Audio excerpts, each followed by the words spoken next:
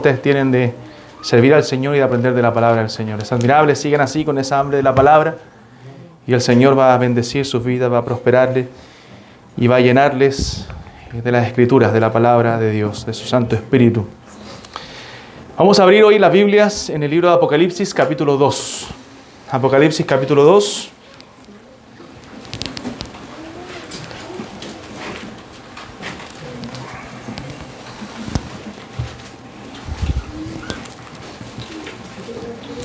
Y con los hermanos que estemos viniendo a predicar la palabra del Señor, vamos a estar dando una serie de las 7 iglesias de Apocalipsis. Y vamos a ver la primera, Apocalipsis capítulo 2, versículo 1 al 7. Apocalipsis 2, del 1 al 7. Y piensa un poco en el contexto de estas cartas de las 7 iglesias. Son cartas, y nota esta importancia, de Cristo a las iglesias. O sea, Cristo tiene algo que decirles a las 7 iglesias de Asia Menor.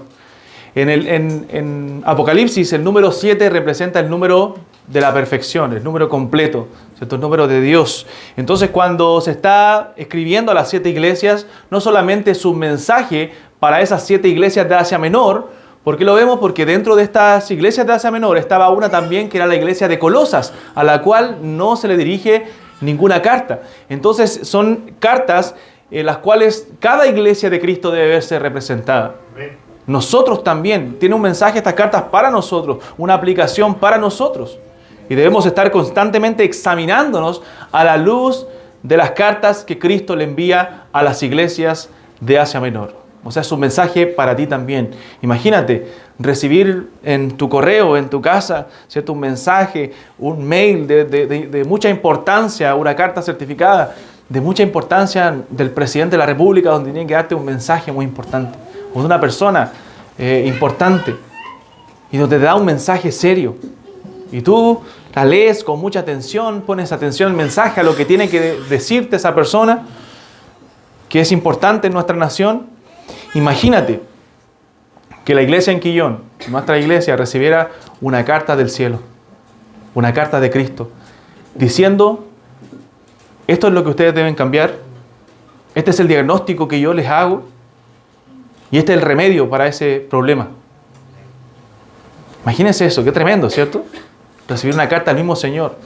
Porque yo puedo decir, venir aquí hoy día y llegar a mi casa y decir: miren, noté esto en la iglesia en Quillón. La iglesia en Quillón tiene bueno esto, tiene malo esto, debería cambiar esto, ¿cierto? Podría yo decir eso. Pero todo eso que yo diga puede ser equivocado. Puedo hacerme una impresión equivocada de las cosas. Pero cuando Cristo habla, eso es infalible. Amén. Es un diagnóstico certero. Amén. Aunque tú y yo lo veamos distinto. Aunque tú y yo no estemos de acuerdo. De hecho, una iglesia, el Señor le dice: tú dices ser rico, pero no sabes que eres pobre. ¿Se da cuenta que tenía una perspectiva de las cosas distinta a la visión del Señor? Entonces este diagnóstico es un diagnóstico infalible, es un diagnóstico que es del mismo Señor Jesucristo. Por lo tanto, debemos leer estas cartas con mucha atención, con mucho cuidado y permitirnos ser exhortados a través del mensaje a las iglesias. Oremos una vez más al Señor.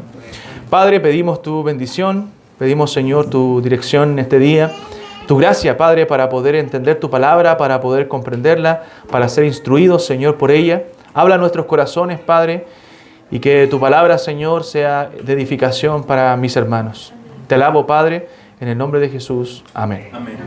Apocalipsis 2 dice: escribe al ángel de la iglesia en Éfeso, el que tiene las 7 estrellas en su diestra, el que anda en medio de los 7 candeleros de oro, dice esto: yo conozco tus obras y tu arduo trabajo y paciencia, y que no puedes soportar a los malos, y has probado a los que se dicen ser apóstoles y no lo son, y los has hallado mentirosos. Y has sufrido, y has tenido paciencia, y has trabajado arduamente por amor de mi nombre, y no has desmayado.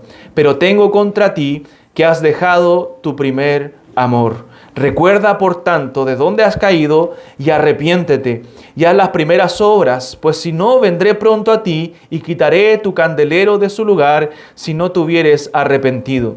Pero tienes esto, que aborreces las obras de los nicolaitas, los cuales yo también aborrezco. El que tiene oído, oiga lo que el Espíritu dice a las iglesias. Al que venciere, le daré a comer del árbol de la vida, el cual está en medio del paraíso de Dios. Cuando nosotros nos casamos recién, ¿cierto? El amor de esa pareja es notorio, ¿cierto? Está a flor de piel. Las parejas se están atendiendo con mucha dedicación, con mucho amor, y eso debería mantenerse en el tiempo. Esas demostraciones de amor deberían mantenerse no solamente en el noviazgo, no solamente en los primeros años de casado, sino a lo largo del tiempo. Pero lamentablemente, ¿cierto? Por nuestra dejadez, por nuestra aspereza a veces como esposos, nos vamos volviendo un poco fríos, a veces incluso en pecado, ¿cierto? Estos pecados, indolentes con nuestras esposas, y debemos tener mucho cuidado con eso. De descuidar, ¿cierto? La relación matrimonial, el amor, el romanticismo, el cariño, el aprecio, las demostraciones de amor. Porque tú puedes decir, yo amo a mi esposa, yo amo a mi esposo. Pero la Biblia dice que no solamente debo saberlo yo en mi interior, sino que el amor debo mostrarlo. Cuando dice maridos, amad a vuestras mujeres, significa que yo debo mostrar, evidenciar ese amor, ¿cierto?, a mi cónyuge. Entonces, a veces cuando recordamos la etapa del noviazgo, de los primeros años, recordamos esas miradas con tanta ternura, esa atención, esas flores, esos chocolates, esos ositos de peluche que llevábamos, ¿cierto?, a nuestra novia. Y era todo ese amor primero, ¿cierto?, que demostrábamos porque queríamos casarnos con ella y pasar una vida juntos. No nos queríamos separar de la mujer que amamos. Pero después de casados a veces nos relajamos con el tiempo y comenzamos a enfocarnos en otras cosas, que la casa, que el auto, que el hijo, que el trabajo, y dejamos de mirarnos a veces a los ojos, de contemplarnos, de deleitarnos el uno al otro. Y eso es peligroso dentro de un matrimonio. Es peligroso. El matrimonio siempre debe estar trabajando y recuperando ese amor, esa ternura, ese romanticismo, esas miradas, esas demostraciones de amor deben ser algo constante. Dice el libro de Proverbios que debemos deleitarnos en las caricias de nuestra mujer. Sus caricias te satisfagan en todo tiempo y en su amor recréate siempre. Y está hablando de un matrimonio ya de años, la mujer de tu juventud, dice Proverbios. Entonces deben estar esas caricias y esas demostraciones siempre. Y ese fue el problema, pero en el sentido espiritual, lo que le pasó a la iglesia de Éfeso. Siguió trabajando, siguió preocupada de la obra, siguió haciendo cosas, pero había perdido lo más importante: el amor, la pasión, la dedicación que ellos tenían de corazón hacia el Señor. Todo se había convertido en un ritualismo, todo se había convertido en hacer simplemente cosas, en cumplir, pero no tenían ese primer amor, no tenían a Dios en lo más alto, no tenían a Dios como su prioridad de vida. Entonces, trata de pensar un poco en esta iglesia, la iglesia de Éfeso. En el tiempo en que ellos recibieron la carta, era una iglesia sana, una iglesia de un púlpito fuerte. Mejor púlpito en cuanto a predicadores que Quillón. Mejor púlpito que San Carlos. Mejor púlpito que cualquier iglesia en nuestro país. ¿Por qué? Porque había ahí predicado el apóstol Pablo, según la Biblia. Ahí había predicado Timoteo. Ahí había predicado el apóstol Juan. Apolos se había formado ahí bajo el discipulado de Aquila y Priscila. Quizás el apóstol Juan era el último apóstol ahí en ejercicio. Ya estaba desterrado en la isla de Patmos. Pero había estado ahí en esas iglesias de Asia Menor. O sea, la iglesia de Éfeso tenía una de las enseñanzas más sanas de aquella época. Esto nos enseña que una iglesia puede tener doctrina sana, puede tener una predicación sana, un púlpito sano, pero aún así haber perdido su amor por el Señor. Entonces eso nos lleva a preguntarnos, porque a veces nos conformamos con tener sana doctrina, pero no es todo lo que necesitamos. Necesitamos también fervor por el Señor, amor por Él, devoción, entrega, pasión por Cristo. Ellos no predicaban la mentira. De hecho, ellos conocían la palabra a tal punto que la rechazaban lo malo, rechazaban las falsas doctrinas. Era una iglesia que tenía alrededor de 40 años de existencia. 40 años desde que fue fundada. Y en el libro de los Hechos podemos ver eso. Entonces, esta carta, la cual nosotros vamos a ver hoy día a la iglesia de Éfeso, este mensaje del Señor a la iglesia de Éfeso debe ser un mensaje también para nosotros porque representa la iglesia de Cristo de todos los tiempos. Las promesas son promesas para los creyentes, el mensaje es un mensaje para los creyentes, el diagnóstico es un diagnóstico que debe examinar nuestro propio corazón y debemos pedirle al Señor que nos examine a la luz de su palabra. Y los remedios, ¿cierto? Las soluciones que da el Señor a través de este mensaje son soluciones también para nosotros. Porque eso es lo que hace el Señor. Y Hendrickson en sus comentarios, un comentarista lo dice, estas las formas que se divide la carta. En el mensaje del Señor, la presentación que hace el Señor Jesús, hace una presentación de quién es Él, de acuerdo a la necesidad de la iglesia. Note que cada una de las presentaciones del Señor son distintas de acuerdo a la necesidad de la iglesia. Luego da el diagnóstico, esto es lo que está pasando, están bien o mal. Luego da el remedio, ¿cierto? La solución a ese problema y luego da una promesa. Esa es la división que tiene esta carta. Y cuando usted escucha una predicación de las iglesias sana, se va a dar cuenta que todos hacen esa misma división. Porque es una división natural que tiene cada carta. Entonces, escribe, dice el Señor ahí en el verso 1, al ángel de la iglesia en Éfeso. Al ángel de la iglesia en Éfeso. En cuanto a la ciudad, Éfeso era una ciudad muy importante, era quizás la metrópoli de Asia Menor. Asia Menor hoy es lo que conocemos como Turquía y era la más cercana a la isla de Patmos, donde Juan recibió la revelación del Apocalipsis, donde Juan escribe esta carta. Él pastoreó allí y era una ciudad donde había una ubicación crucial. Era una ciudad muy grande, una ciudad importante para Roma. De hecho, se dice que tenía más o menos 250.000 habitantes, que era una ciudad muy grande para el primer siglo. Era muchísima gente.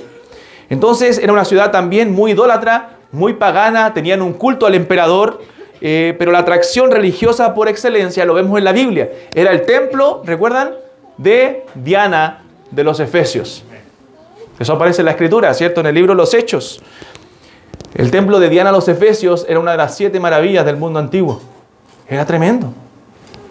Era impresionante.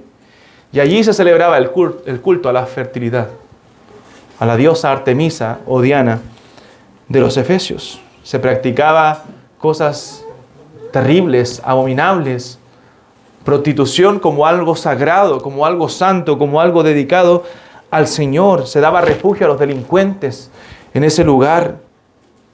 Era un antro de la inmoralidad. Eso es lo que era ese templo de la diosa Artemisa. Una población impía, adoración a dioses paganos. En Hechos 19, ¿cierto?, observamos ese fanatismo hacia Diana. Demetrio el platero generó un gran alboroto, recuerden eso, en contra de Pablo y de los cristianos de la ciudad. Vio amenazada su fuente de ganancia, dice la palabra, al Pablo predicar el evangelio, y estaba relacionado con vender templecillos, ¿cierto?, de la diosa Diana de plata. Entonces dice que el tumulto que él provocó estuvo por más de 2 horas gritando: grande es Diana de los Efesios. ¿Recuerdan eso, hermanos? Entonces era un lugar de mucha idolatría.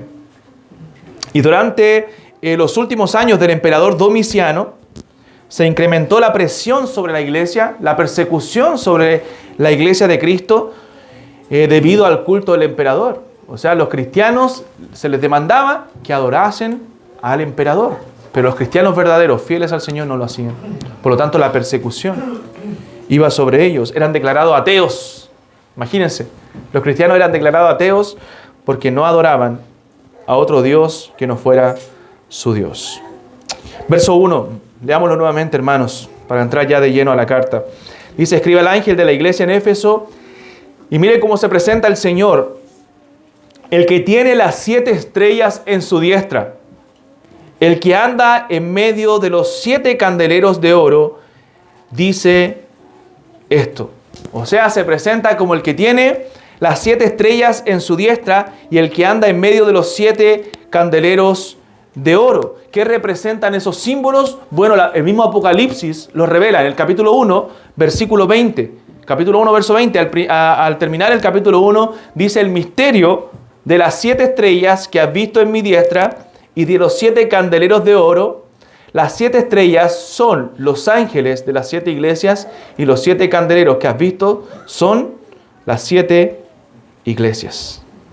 O sea, lo que está diciendo este pasaje es que Cristo se pasea entre las iglesias. Los 7 candeleros de oro son las iglesias. Tiene las 7 estrellas en su mano, que son los ángeles de las iglesias.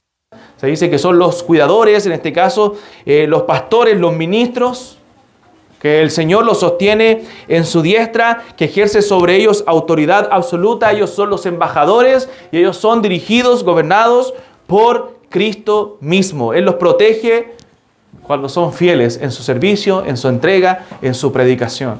Cristo anda en medio de su iglesia y Él tiene las 7 estrellas en su mano. Él es el Señor de la iglesia. Eso está dejando claro Cristo en este pasaje. Son poderosos símbolos. Jesucristo le dice a los efesios que Él está en medio de ellos. Afirma a los ancianos, los sostiene. Los miembros de esta congregación están seguros porque Él está en medio de su iglesia. Hermanos, eso es una promesa tremenda para nosotros. El saber que Cristo está en medio de su iglesia. A veces oramos equivocadamente cuando decimos, Señor, manifiéstate en medio nuestro, porque el Señor siempre está en medio de su iglesia. O cuando decimos, no, hoy no sentí la presencia del Señor en la iglesia, bueno, ese es tu problema porque el Señor siempre está en medio de su iglesia. No tienes que sentirlo. Lo sientas o no lo sientas, Cristo está en medio de su iglesia porque Él se pasea en la iglesia. Él tiene el control en su iglesia. Él está en medio de sus santos. Él los protege, los cuida. Él no se cansa ni duerme. He aquí, dice el Salmo 121, no se adormecerá ni dormirá el que guarda a Israel. El que guarda al pueblo del pacto. ¿Recuerda ese precioso salmo que dice, alzaré mis ojos a los montes? ¿De dónde vendrá mi socorro? Ahí dice, no se adormecerá ni dormirá el que guarda a Israel. Entonces ellos necesitan escuchar esto. Las iglesias de Asia Menor necesitan escuchar que el Señor está con ellos en medio de la persecución. Fue escrito Apocalipsis a una iglesia perseguida, a una iglesia en muchas dificultades, una iglesia que bajo este emperador malvado, perverso, estaba siendo atribulada, estaba siendo atormentada, y algunas que están en otros lugares más peligrosos aún están sufriendo mayor tribulación. Entonces imagínense, pongámonos en el contexto de la iglesia de Asia Menor, una iglesia siendo perseguida por su fe, una iglesia sufriendo diversas situaciones difíciles. Entonces, en medio de estas dificultades, el Señor le dice, yo estoy en medio de ustedes. Yo estoy aquí en medio de la iglesia. Oh, qué hermoso, ¿cierto? Por ejemplo, qué hermoso es experimentar en medio de las dificultades nuestras, que a veces no se comparan con una persecución, pero en medio de las dificultades saber que el Señor está con nosotros, es alentador, ¿no, hermano? Nos llena de gozo.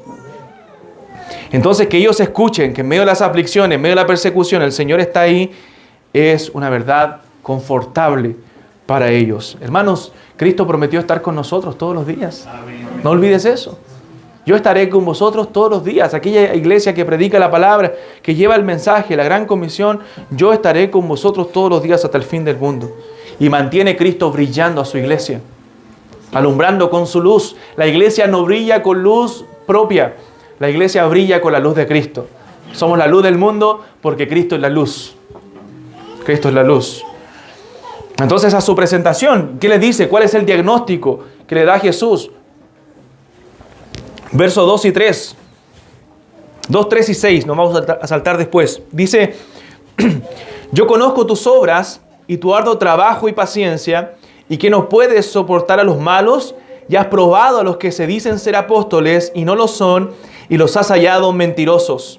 Y has sufrido, y has tenido paciencia, y has trabajado arduamente por amor de mi nombre, y no has desmayado.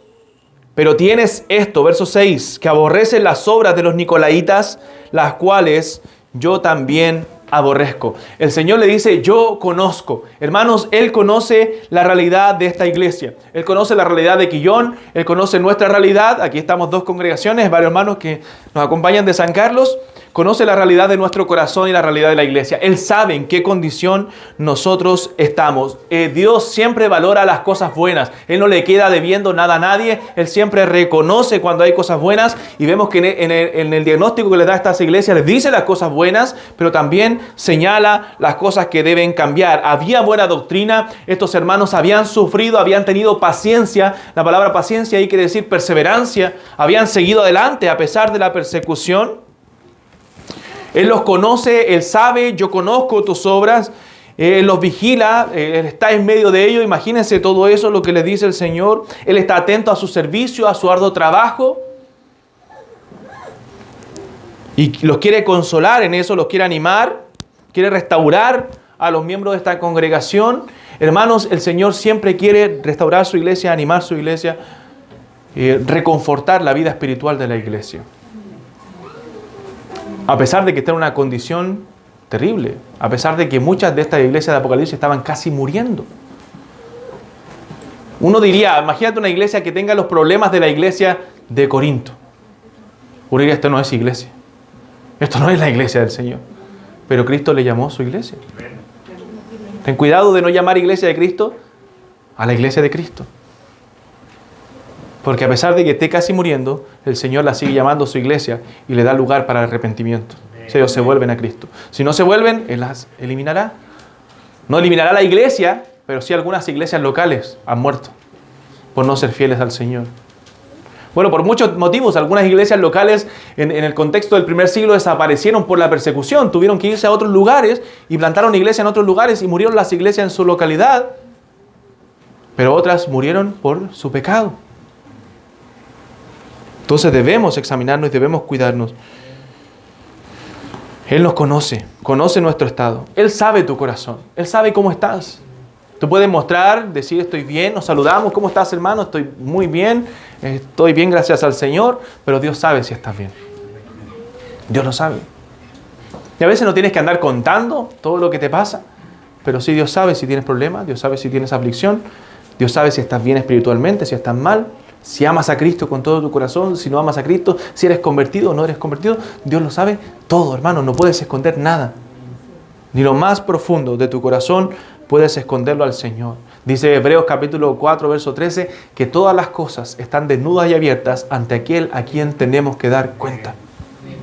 Todas las cosas están desnudas y abiertas. Entonces Jesucristo afirma con certeza, yo conozco. Él nos conoce hasta lo más profundo, mejor de lo que nos conocemos nosotros mismos. Cuando dice la Biblia en Jeremías, engañoso es el corazón, más que todas las cosas y perverso, ¿quién lo conocerá? La respuesta es, no, yo Gabriel Barahona conozco mi propio corazón, no, yo Jehová que escudriño la mente y pruebo el corazón. Dios conoce lo más profundo de nuestro corazón, conoce lo que no conocemos nosotros mismos. A veces yo me sorprendo de lo que sale de mi corazón, pero Dios lo conoce. Sabe que está ahí. Por eso la oración del salmista era, examíname, oh Dios. Líbrame de los pecados que me son ocultos. Líbrame. Sus ojos son como llamas de fuego. Pueden ver hasta lo más recóndito de nuestra vida, de nuestra alma. Y pueden revelar con precisión cuál es el estado de la iglesia. Cuál es el estado de tu vida y de mi vida, hermano mío. No olvides eso. Vivir delante de la presencia de Dios. Debemos vivir delante de la presencia de Dios, saber que Dios está en cada cosa que nosotros hacemos, aun cuando estamos en privado, aun cuando estamos a solas. En lo íntimo, dijo el salmista, me has hecho comprender sabiduría. Tú amas la verdad en oculto. Salmo 51. Entonces Cristo conocía a los efesios y debemos nosotros también reflejarnos en ese espejo de esta congregación. ¿Qué hace Cristo? Los elogia.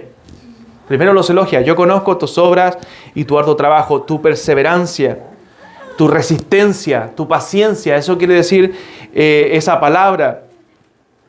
Es imposible que un creyente y una iglesia crezcan sin paciencia, sin perseverancia. El crecimiento no es de la noche a la mañana. El crecimiento de esta iglesia no va a ser la otra semana por escuchar una predicación. El crecimiento de la iglesia es en el tiempo, en los años, predicando y siendo fiel al Señor. Así Dios hace crecer las iglesias.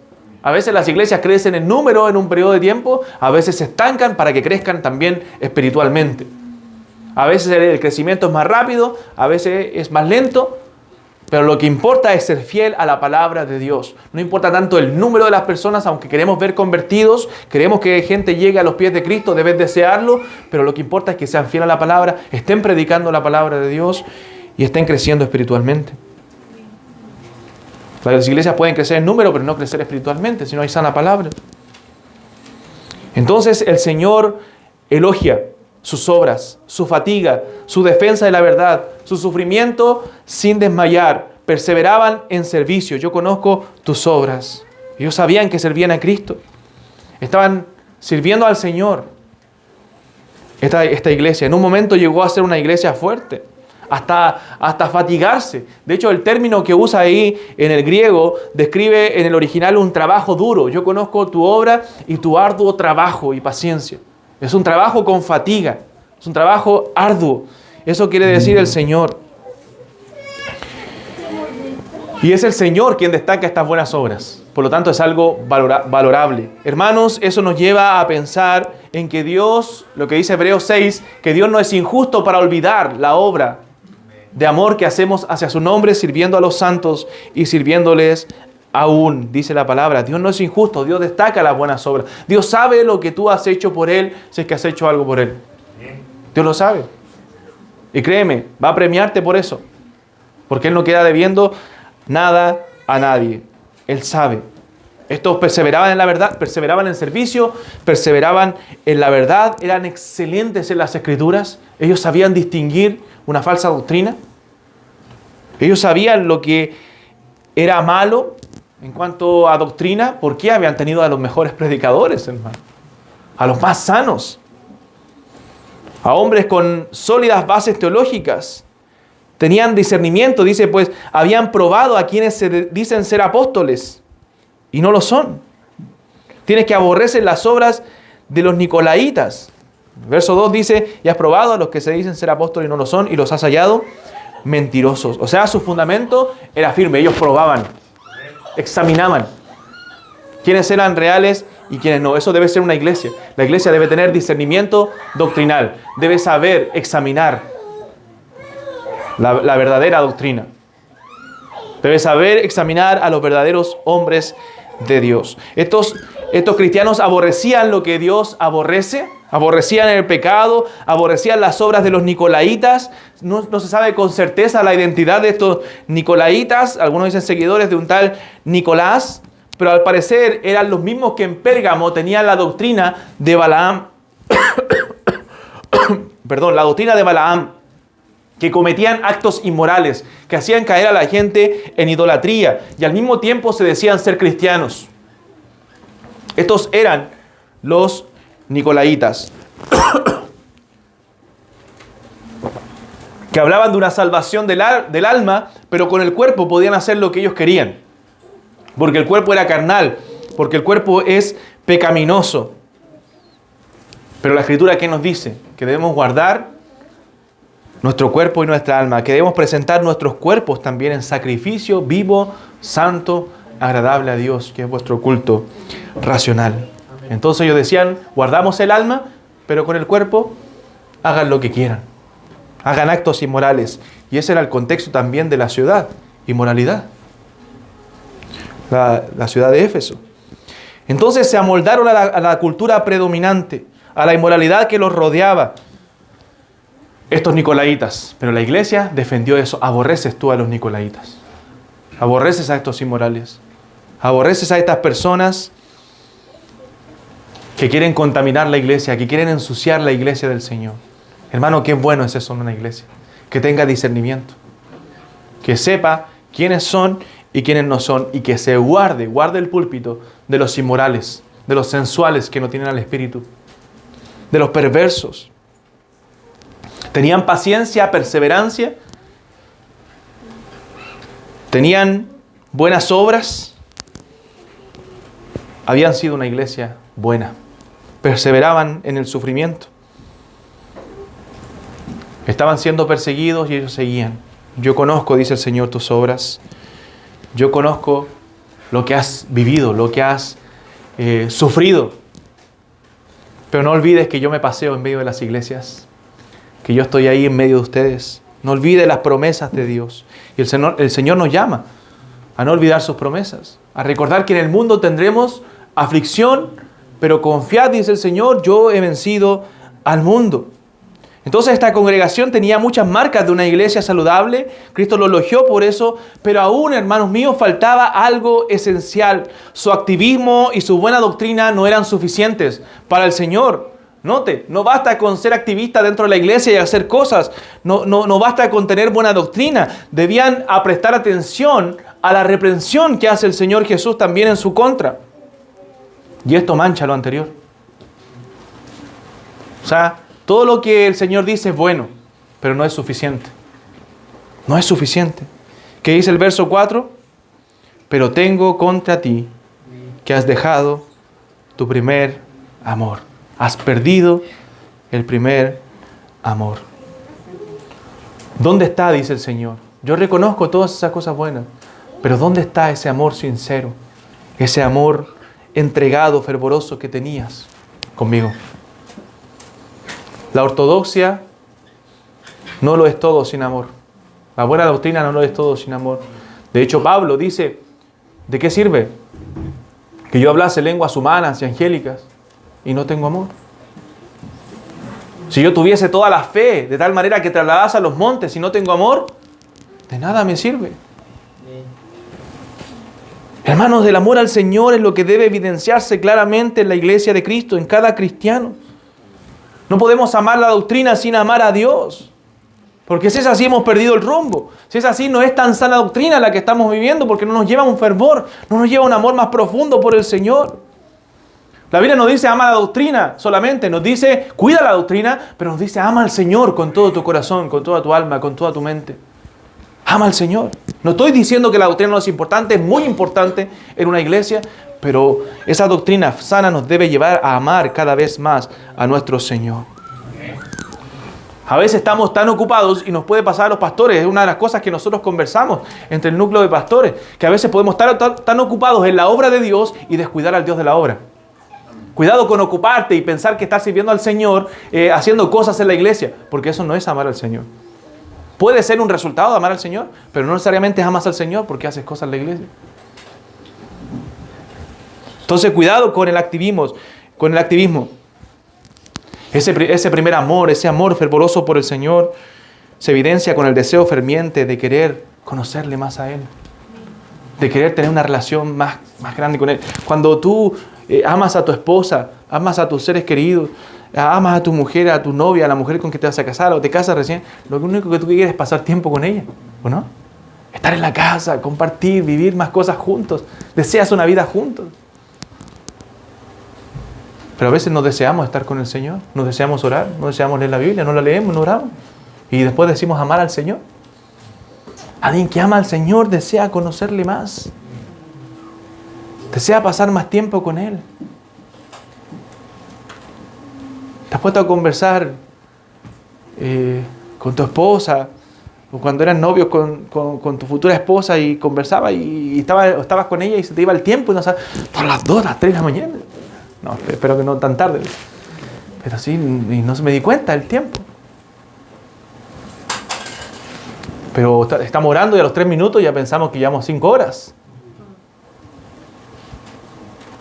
Triste eso, hermano.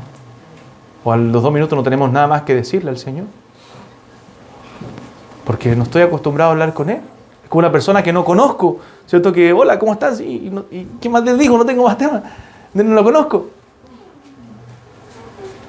No, debemos procurar conocer más profundamente al Señor. Debemos mostrar que realmente le amamos. Que queremos estar con Él. A veces nuestros hechos evidencian que ya no le deseamos. En el verso 4, el Señor Jesucristo valora varias cosas en los versos anteriores, pero entrega una sola acusación contra la iglesia que tira por tierra todo lo otro que la iglesia había hecho. Tus obras, tu arduo trabajo, pero tengo contra ti, esto es más importante, has dejado tu primer amor. Seguramente Esta congregación tenía muchas más falencias, pero este pecado de haber dejado el primer amor era más importante, o resumía más bien todos los demás. Era la raíz de todos los demás pecados. Hermanos, el primer amor no es un estado temporal. En muchas iglesias se ha enseñado que el primer amor es el creyente que llega a Cristo y llega muy animado y llega con todas las ganas de hacer muchas cosas, y no es que está con su primer amor. Y llegan los hermanos maduros de la iglesia y le dicen, ya se le va a pasar porque está con su primer amor.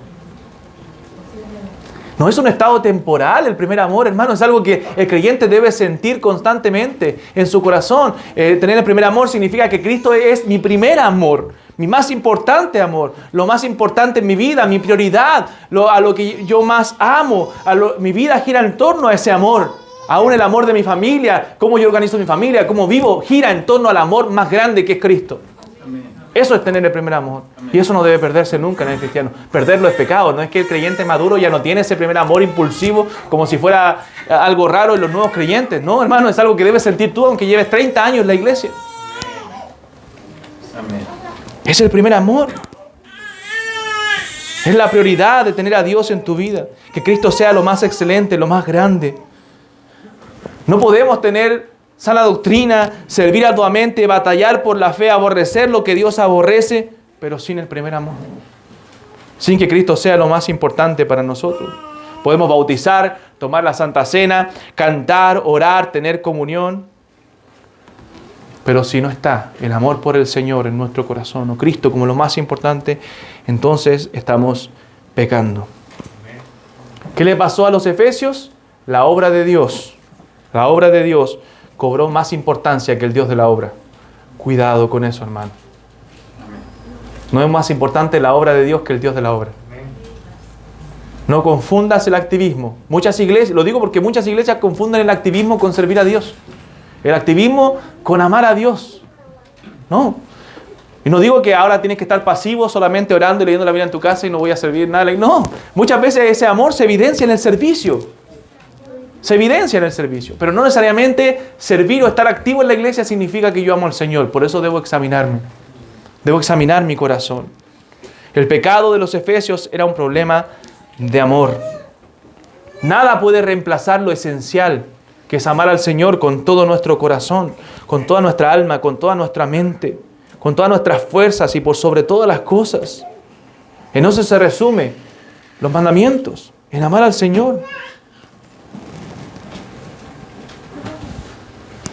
Toma cualquier pecado con el que tú luchas, piensa en un pecado, ahora en el que tú luchas, en el que constantemente está ahí en tu vida, estorbando tu vida espiritual.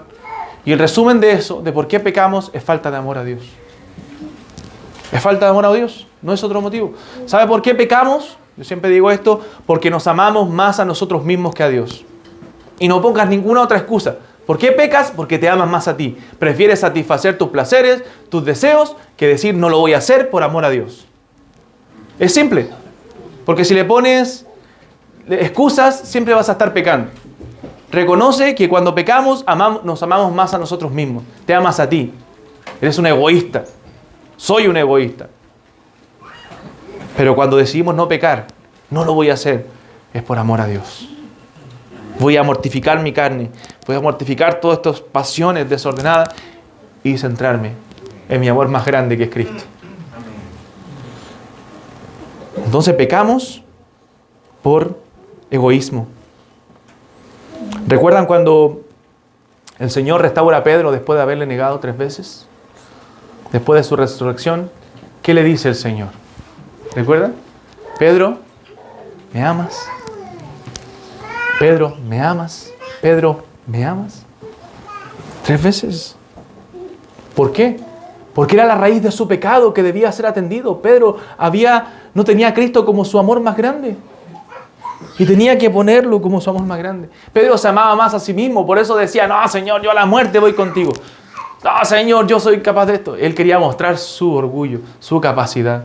Pero tuvo que renunciar a todo eso para decir, Señor, yo te amo a ti. Tú sabes que te amo, Señor. Tú conoces mi corazón. Yo te fallé, Señor, pero me arrepentí. Tú conoces que te amo realmente. Que en mis fuerzas no soy capaz de hacer absolutamente nada, pero te amo, Señor. Eres mi mayor amor. Y vemos a ese Pedro transformado que luego dio su vida por Cristo. realmente él amaba a Cristo ahora. Lo amaba con todo su corazón. El problema de los efesios es que olvidaron por qué y para qué son iglesia. Antes de hacer debemos ser. Antes de hacer debemos examinar y ver cómo está nuestro corazón. ¿Qué pide el Señor de nosotros? ¿Recuerdan cuando Dios le dice a Israel en Deuteronomio, Israel, ¿qué pide Jehová tu Dios de ti? Sino que le temas, que guardes sus mandamientos, que andes en sus caminos, que lo ames. Eso pide Dios, eso quiere Dios de nosotros, hermanos, que lo amemos con todo nuestro corazón. El Señor deja claro en su palabra que no debe haber ningún otro amor que compita con Él. Ningún otro amor que compita con Él. El que ama a padre o madre o hijos más que a mí, que dijo el Señor, no es digno de mí. No es digno. El Señor debe ser nuestro mayor amor. Y el que no toma su cruz y sigue en pos de mí, no es digno de mí. Tenemos un amor más grande que cualquier otro amor, que es el amor de Cristo. De hecho, si Cristo no es nuestro mayor amor, no vamos a poder amar a los demás correctamente. Porque Él nos enseña a amar. Cuando Él es nuestro mayor amor, podemos amar a nuestra esposa, a nuestros hijos correctamente. Con el amor de Cristo. Con un amor sacrificial. Como Él nos manda también en su palabra. ¿Puedes decir tú confiadamente que Cristo es tu mayor amor? Puedes decirlo, pero examínate, hermano. No me lo digas a mí. Respóndete en tu interior. ¿Puedes decir que Cristo es tu mayor amor? Dejar el primer amor, dejar el amor hacia Cristo es una traición absoluta hacia Él. Porque ¿saben qué? Dejar el primer amor significa que tú tienes otros amores. Si yo digo ya no amo a mi esposa, entonces significa que yo ando en un amorío, en otro amorío. Que alguien saqué mi vista de ella para ponerla en otra mujer. Y eso es pecado, eso es una traición. Cuando Cristo no es nuestro mayor amor, es porque otra cosa ocupó el lugar de Cristo. A otra cosa estamos amando más. Algo quitó nuestra mirada del Señor, sin darnos cuenta. Sin darnos cuenta, Cristo dejó de ser nuestro amor y estamos avivando otros amores. Estamos siendo infieles al Señor, al Dios que es fiel con nosotros. El perder el primer amor, hermano, nos quita la vida espiritual. Nos quita el gozo, nos quita la fe, nos va quitando todo, nos va consumiendo por dentro a tal punto que llegamos a un estado pusilánime, a un estado de tristeza, que ya no está nuestro corazón ferviente por el Señor, que ya hacemos las cosas como mecánicamente. Has ido a tu trabajo, a veces ya haces las cosas de manera mecánica porque estás cansado, desanimado con el trabajo, aburrido. Bueno, así pasa también en la vida espiritual. Comenzamos a hacer las cosas de manera mecánica y ya no sentimos pasión, amor al hacer las cosas. Eso es señal de que hemos perdido o que estamos perdiendo nuestro primer amor. Ya no está el fuego interior en mi corazón. Y si recuerdo cuándo fue la última vez que lo sentí, ese fuego interior, esa pasión por la palabra, por predicar a otro de Cristo, lo veo muy lejano. Son señales, hermanos, del enfriamiento espiritual de nuestro corazón, el cual hemos dejado que suceda. Nos movemos, pero no avanzamos. Nos estamos manteniendo ahí, tratando de mantener el ritmo, pero no avanzando, no avanzando. Caemos en el hacer por hacer, en las cosas del Señor, pero no el estar fervientes en espíritu. ¿Cómo está tu primer amor? ¿Cómo está tu amor, tu fervor por el Señor? Hermano, y no estoy hablando de un mero sentimiento de amor. No es que tienes que sentirlo y cada culto, ¿cierto?, llenar tu ser de emoción y hasta las lágrimas. No, puedes producir eso como resultado. No es malo en sí. Pero a veces no vas a sentir tanto, pero vas a seguir firme.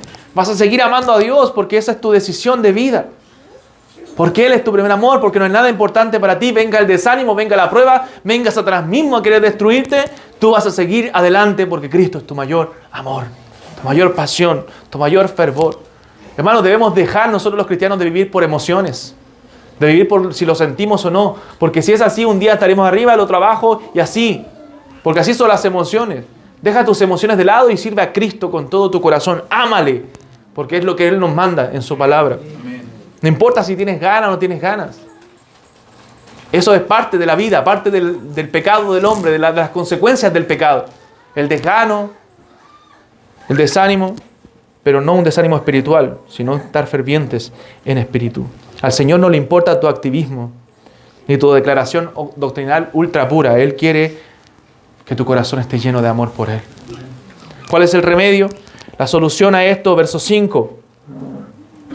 Recuerda, por tanto, de dónde has caído y arrepiéntete.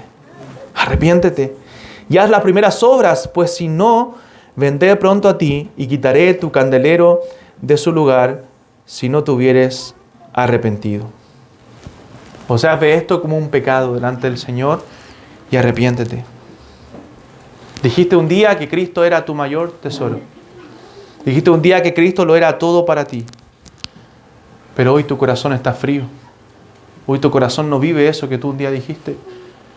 Por lo tanto, arrepiéntete de tu frialdad, de tu pecado, de tu falta de compromiso. Y quizás tú dices, no, yo no estoy en pecados, no ando haciendo cosas malas, leo mi Biblia todos los días. Pero no es suficiente. Bueno, no es suficiente. No creas que el cristianismo es eso. Porque te vas a conformar con eso poco que le entregas al Señor.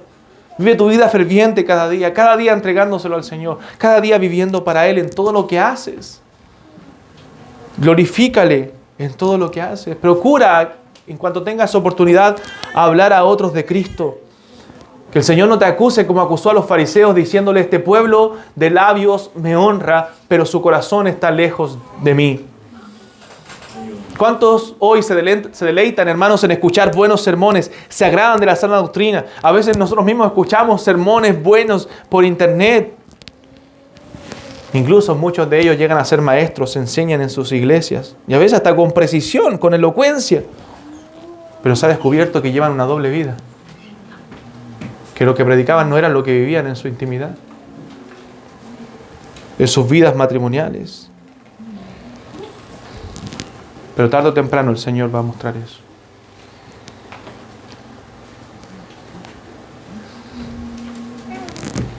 Así cuando dejamos nuestro primer amor también, el avión puede, mientras se le muere un motor, puede seguir por un tiempo. Pero en algún momento se va a caer. A lo mejor estamos siguiendo así. Pero si seguimos así, sin arrepentimiento, en algún momento el avión se cae. Si no te arrepientes. Por tanto, arrepiéntete. Arrepiéntete. Y recuerda de dónde has caído. Hemos dejado el primer amor.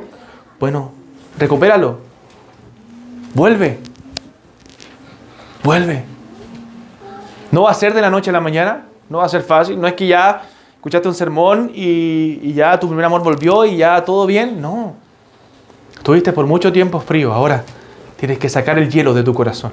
La piedra en la cual se convirtió su corazón. Debes avivar el fuego. Echarle viento para que encienda el fuego. La oración, la palabra, la constancia, la perseverancia. Las disciplinas espirituales van a llevarte nuevamente a un avivamiento interior. A un corazón ferviente. Pero debes reaccionar con urgencia. Debes reaccionar con urgencia y volverte a Dios. El arrepentimiento implica un retorno, un volver, un cambio. Un cambio. Hermanos, el arrepentimiento muchas veces nosotros lo medimos por la cantidad de lágrimas, por las palabras, pero no, así no es en la Biblia. En la Biblia el arrepentimiento es un cambio. ¿Qué evidencia que yo me arrepentí? Que hubo un cambio. Haya o no lágrimas. Algunos cuando se convierten a Cristo en arrepentimiento y fe, o vienen quebrantados, normalmente con lágrimas en sus ojos, agradecidos de la obra del Señor en sus vidas y un cambio. Pero a veces no necesariamente hay lágrimas, pero sí hay un quebrantamiento interior y un cambio de vida. Y el cambio evidencia el verdadero arrepentimiento. Hay muchas personas que lloran arrepentidos de cosas y después siguen haciendo lo mismo. No fue arrepentimiento. No fue arrepentimiento. Arrepentimiento es yo iba hacia allá, pero me di cuenta que ese camino no me llevaba a nada bueno. Mi camino ahora es hacia allá. Es un cambio. En 180 grados, un giro en 180 grados. Eso es arrepentimiento. Vuelve, dice el Señor. Elimina esos amores idólatras, Y es lo que tenemos que hacer nosotros también, hermanos. Eliminemos los amores idólatras con los cuales estamos engañando al Señor, estamos siendo infieles al Dios del pacto. Dios le dice eso a Jeremías. Usted leyó el libro de Jeremías y sobre todo en los primeros capítulos el Señor le dice, ustedes han fornicado, han fallado, han roto el pacto. Deja esos amores idólatras y vuelve a amar al Señor con todo tu corazón. Haz las primeras obras, pues si no, vendré pronto y quitaré el candelero de tu lugar si no te hubieres arrepentido. ¿Qué implica esto? Volver a maravillarte con el Evangelio. Porque Cristo, cuando aún éramos débiles, dice la Biblia, a su tiempo murió por los impíos. A su tiempo murió por los impíos. Con todo pudiera ser que alguno osara morir por el bueno, dice Romanos 5. Mas Dios muestra su amor para con nosotros, en que siendo aún pecadores, Cristo murió por nosotros. Amén. Ese amor eterno que Dios mostró en Cristo es el motor de nuestro amor. Nosotros le amamos a Él porque Él nos amó primero. Amén. Vuelve al Evangelio, vuelve a reaccionar y a maravillarte con ese precioso Evangelio, porque dice Pablo en Corintios que el amor de Cristo nos constriñe, nos empuja, nos motiva. Eso quiere decir, el amor de Cristo nos motiva pensando esto, que si uno murió por todos, luego todos murieron y por todos murió, para que los que viven ya no vivan para sí, sino para aquel que murió y resucitó por ellos. Morimos a nuestra vida antigua para vivir para Cristo, para entregar y sacrificar nuestra vida a Él. Con Cristo estoy crucificado, ya no vivo yo, Cristo vive en mí. Y debo amarle con todo mi corazón. Si la iglesia no tiene amor por el Señor y a Cristo como su primer amor, entonces no tiene nada. No tiene nada. Lo ha perdido todo. Y esto se cultiva, este amor se cultiva a través de las disciplinas básicas del cristianismo. No a través de una noche de milagros, una noche de avivamientos, a través de tu lectura, oración y estudio de la palabra diario. Si no haces eso, eso nunca va a ocurrir. ¿Se da cuenta que nos han engañado o han engañado al cristianismo con mentiras? No ocurre con varitas mágicas. Esto ocurre con disciplina espiritual. Con amar al Señor, con mostrarlo a través de lo que el Señor nos ha dejado ya, porque Él nos ha dado todas las cosas que pertenecen a la vida de la piedad. Nos ha dado la palabra, nos ha dado la oración, nos ha dado el ayuno, nos ha dado muchos medios para crecer. El problema somos nosotros, que somos perezosos en esas cosas. Y no nos damos cuenta y nos vamos enfriando. ¿Qué le pasa a una iglesia que no permanece en ese primer amor? Bueno, desaparece. Pues si no, dice el Señor, vendré pronto, verso 5, y quitaré el candelero de su lugar si no te hubieras arrepentido. ¿Qué era el candelero? La iglesia. Quitaré la iglesia de su lugar. Necesitamos ese amor por el Señor. El Señor no apela simplemente a los sentimientos, no apela a las emociones, sino que Él dice, arrepiéntete y vuélvete a quien es digno de ser amado, que es Cristo, nuestro Señor, nuestro mayor tesoro, nuestro más grande amor, nuestro más grande tesoro. Ahora, que el Señor retire el candelero significa que esta congregación no contará más con la presencia de Dios, aunque se sigan congregando. O sea, no es que la iglesia ya ¡pum!, desapareció, Dios quitó el templo. Muchas iglesias siguen congregándose, muchas congregaciones siguen congregándose, pero Dios ya no está ahí. Dios ya no está ahí, porque Dios quitó el candelero de su lugar.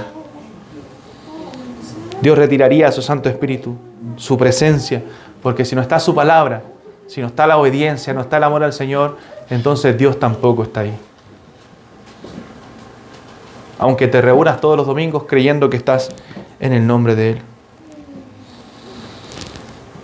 Entonces es triste porque la iglesia de Éfeso comenzó bien, comenzó fuerte. Y eso nos enseña algo, hermanos. Note esto, con esto termino. Nos enseña algo. Que no importa cómo nosotros comencemos la carrera. Puedes comenzarla muy bien. Oh, yo sirvo al Señor, serví al Señor. Lo que importa es cómo terminamos la carrera. Y si la terminamos. Pablo dijo, he peleado la buena batalla, he acabado la carrera, he guardado la fe.